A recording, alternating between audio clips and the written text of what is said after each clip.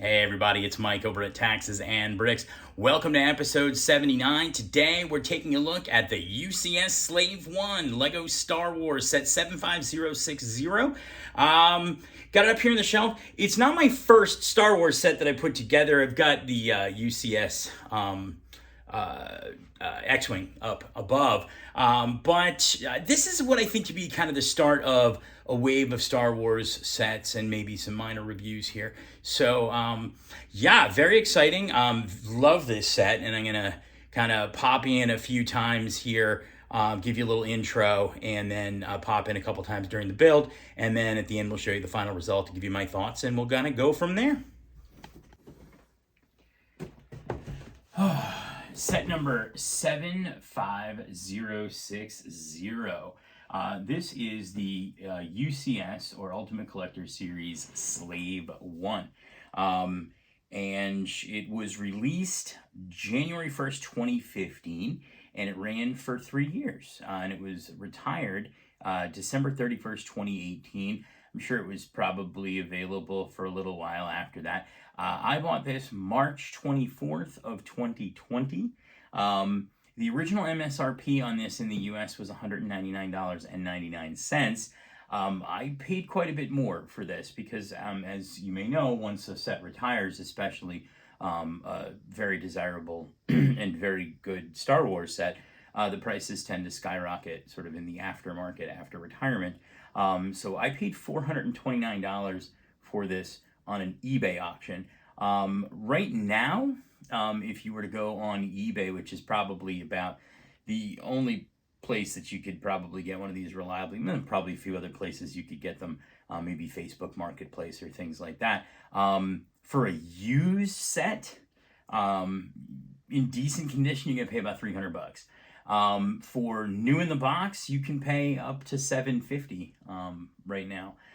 So this set's gone up quite a bit in price. I did not buy it as an investment, although I suppose instead of doing what I'm going to do tonight, which is break the seals on this brand new pristine box, I could snap pictures of it and put it on eBay and sell it for $700. But I'm not going to do that because I want to put it together.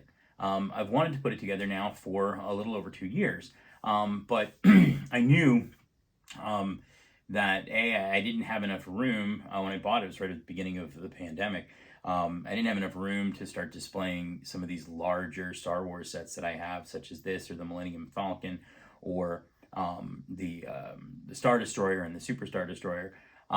So I've been holding on to this. Also, too, I knew that I was going to be putting together those PAX shelves in the Lego room, and this, plus some of the other larger sets, are going to fit nicely there, and they don't fit so great on a Billy shelf.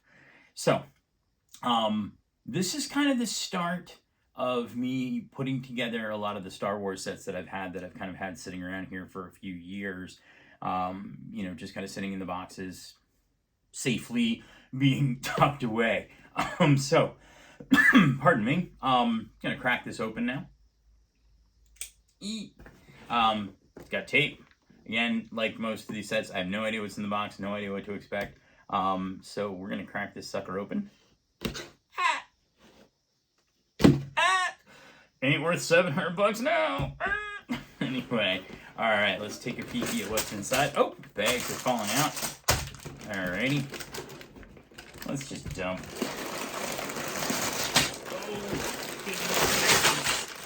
All right, I already see something I love. They put a cardboard backing for the manual. So even though this thing, in theory, is 7 years old at this point, and I've had it for like 2.5 years, this manual is going to be pristine, and that is wonderful. It's got some stickers. It's got the UCS plaque sticker.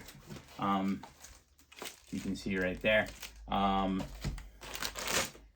There's probably the UCS plate that the plate that the UCS sticker goes on. I got a 4, I got a 2, I got a 13, 9, 11. Ooh, that's kind of dirty. Yeah, I'll clean it, no biggie. Um, 12, 5, 10. I think it's 13 bags here. 1,996 pieces. So 1,996 pieces. Yeah. I really like this set, and I've from what I've seen in reviews and online and in my research and whatever, so I'm excited to kind of get into this here. I don't have any comments yet on it because I haven't started putting it together, so I think what we're just going to do here is just get started. I'll, like I do, kind of take some breaks and flash back in with you guys at certain points during the build just to kind of show you, and we'll see what happens. All right, so good stopping point here to kind of pop back in. Bags 1 through 6 are done. So basically, I've built almost the entire hull.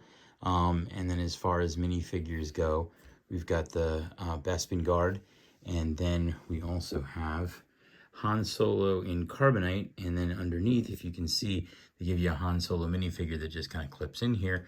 And there you go. So that's pretty neat. So far, so good. A lot of Technic, which makes sense. Gives the set a lot of stability and strength, which is great.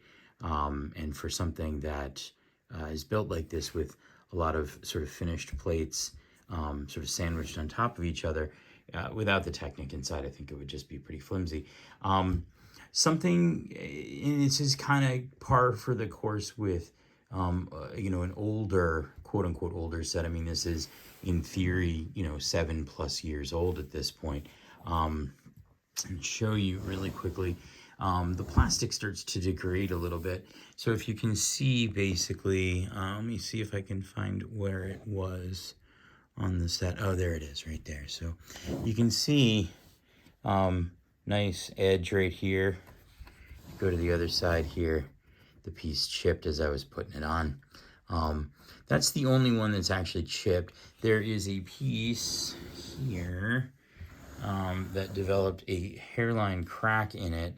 It was on this side here, but luckily the sticker covers it. And so I think that'll keep it from getting any worse. Otherwise, all the pieces seem fine. I have noticed that I think, and it's probably just, again, because of age, it takes a little bit more manipulation to get some of the sandwich pieces to fit and lay flat. I had a little difficulty fitting this sort of center giant piece in here. You build, kind of runs from here all the way forward to here. And when I'd push this side down, this would pop up. I'd push this side down, this would pop up. So I had to manipulate that a little bit. But I mean, that's just the age of the set. That's not engineering. That's not construction. Again, I mean, this box was, sealed for 7+ years and, whatnot. So I will say also too, with these kinds of shades of red, you touch it a little bit, you end up with fingerprints all over it. So I'll probably end up wiping down sort of the glossy portions of this before I'm done and ready to display it. Luckily, and I don't think I've actually addressed this before, somebody had asked me if my sets in the office get dusty, and the answer is no. The HVAC system in my office is such where it's not really forced hot air or forced cold air, and so I actually don't end up with a lot of dust in my office, which is kind of nice. Also some pretty good filters and things for the HVAC system. So once I clean a set, I usually don't end up having to clean it ever again, which is great. So, yeah. So I'm going to keep running through here, start with bag 7, where I'm going to build wings, and then start to build the interior cabin and a lot of the exterior hull pieces and, on the outside. So, yeah. So far, so good. We'll keep on building, and we'll pop back in a little bit to show you some more of the progress. All right, so popping back in here for just a second. Last time I was about to build the wings. Those are done. They're attached to the hull. The, I guess you want to call them the wheel wells, I guess, but the wing wells, I guess, are done. Cockpit's dealt with. You got Boba Fett on the inside there. I did my best to kind of clean up the glass or the plastic. And then basically you can kind of see I'm about to sort of kind of close this up a little bit. Bags 11, I think, and 12 close up the sides here, and then I think bag 13, which is the last bag, is going to build the UCS stand, because this whole thing is going to sit this way. Okay, so basically what I'll do is I'll kind of give you the top view here. Imagine that you're standing in front of it. It's going to sit on a stand looking like this. So pretty neat. So you can see kind of Boba Fett sitting in there. And then I think, I don't know if it's going to be able to like open easily, but I don't know how much you're going to be able to see like Han Solo in his carbonite, whatever. So yeah, again, a lot more Technic here. But again, I think that's, for something that's this detailed and intricate, this thing's pretty darn sturdy. I'm really impressed by this. I haven't kind of picked it up and zoomed it around yet. I don't know if I'm going to do that, because with my track record of dropping stuff. So anyway, on bag 11, that shouldn't take me much more than like 15, 20 minutes here. And given the time, I think I'm going to power through and try and get 12 and 13 done. But so far, so good. And I will pop back in probably with a finished product.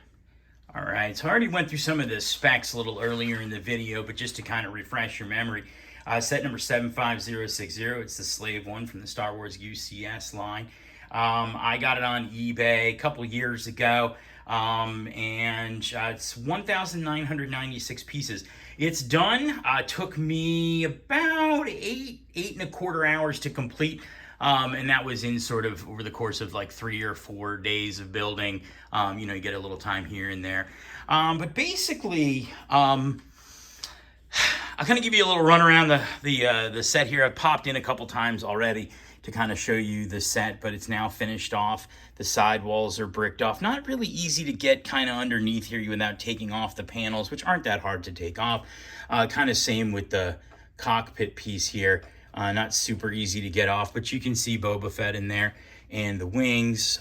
What I kind of noted a bit during the build is that there's a lot of Technic on the inside. You kind of can't see it now that it's all bricked off, but you can kind of see it from the back.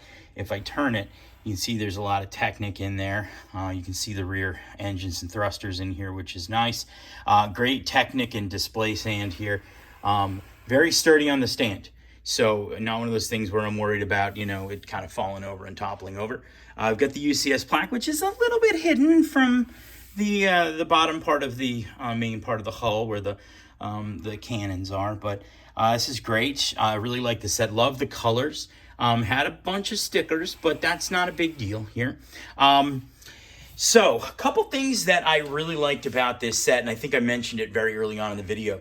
The manual came with a piece of cardboard backing, which meant that the manual was going to be nice and pristine and rigid, and it was. Came with 4 minifigures. You can't see them because I got like 2 of them tucked on the inside, and one of them I accidentally left at home. But the Bespin Guard, you've got a Stormtrooper, you've got Boba Fett, who you can see, and then I've shown you before on the inside, right around here, so to speak, is Luke inside carbonite, or not Luke, Han inside of carbonite. My bad. That's terrible. All right. I gotta say, it was an interesting build, as you could probably imagine. It involved a lot of kind of building sideways. You kind of put a lot of snot, which stands for SNOT, stands for studs not on top. A lot of snot bricks in here. So you'd kind of build, and then there'd be all these studs on the side, and then you'd have to kind of sandwich bricks on the side. Really kind of neat, and a very interesting build technique, kind of unique in that sense. The colors are good. I think it's very visually appealing. You just kind of step back in the white shelves. It's going to look really nice here, and I can't wait to kind of look at it every day. I had one thing I pointed out early on, which was, and I think you can I showed it earlier in the video, but there was a piece that had chipped. It's right there. I think that has to do really with the age of the plastic. This is a set that could potentially be over 7 years old at this point from the date that those bricks have been manufactured. So no big deal. That wasn't a design flaw. That was probably just me being, too forceful and clumsy and whatever. There was one thing, though, that I did notice that I was a little bit kind of miffed about. And you can kind of see it here. Okay, I can get out of the thing. You can see the light. If you see it right here, this green on these 2 pieces is just slightly different than these. and it shouldn't be. And that's, I don't know. I mean, me being nitpicky, maybe. Can you see it from afar? Hell no.